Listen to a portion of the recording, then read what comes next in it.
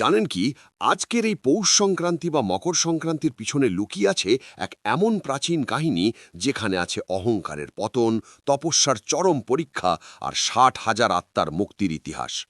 না জানা থাকলে আজকের এই ভিডিওটি দেখুন শেষ পর্যন্ত। এই কাহিনী শুরু হয় ইক্ষ্বাকু বংশের মহাপ্রতাপী রাজা সগরের সময়ে। রাজা সগর এক অশ্বমেধ যজ্ঞের আয়োজন করেন। যজ্ঞের অশ্ব ছেড়ে দেওয়া হয় দিকবিদিকে, কিন্তু দেবরাজ ইন্দ্র ঈর্ষান্বিত হয়ে সেই অশ্ব চুরি করে গোপনে রেখে দেন মহর্ষি কপিলের আশ্রমে।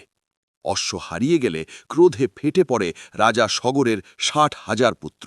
তারা দিকবিদিক তোলপাড় করতে করতে মর্ত পাতাল সব ঘুরে ফেলতে থাকে। ক্ষমতা আর অহংকারে তারা ভুলে যায় সংযম। অবশেষে তারা পৌঁছে যায় কপিল মুনির আশ্রমে। গভীর ধ্যানে নিমগ্ন সেই মহর্ষির সামনে দাঁড়িয়েও তারা বিনয় শেখেনি। তারা তাঁকেই অশ্বচোর বলে অপমান করে। ধ্যান ভঙ্গ হয় কপিল মুনির। তার ক্রোধ নয়, তার তপস্যার অগ্নিশিখাই মুহূর্তে দগ্ধ করে ফেলে ৬০,০০০ সগরপুত্রকে। তারা রয়ে যায় শুধু ভস্ম হয়ে, আর আত্মাগুলো আবদ্ধ হয়ে পড়ে মোক্ষহীন বন্ধনে। যুগের পর যুগ কেটে যায়, কেউ পারেনি তাদের মুক্ত করতে। অবশেষে জন্ম নেন এক মহাপুরুষ, রাজা ভগীরথ। পূর্বপুরুষদের এই করুণ পরিণতির কথা জেনে তিনি রাজসুখ ত্যাগ করেন। সিংহাসন ছেড়ে তিনি যান গভীর তপস্যায়। তার একমাত্র সংকল্প স্বর্গ থেকে গঙ্গাকে মর্তে নামিয়ে এনে পূর্বপুরুষদের মুক্তি দেওয়া। এই তপস্যা ছিল সহজ নয়।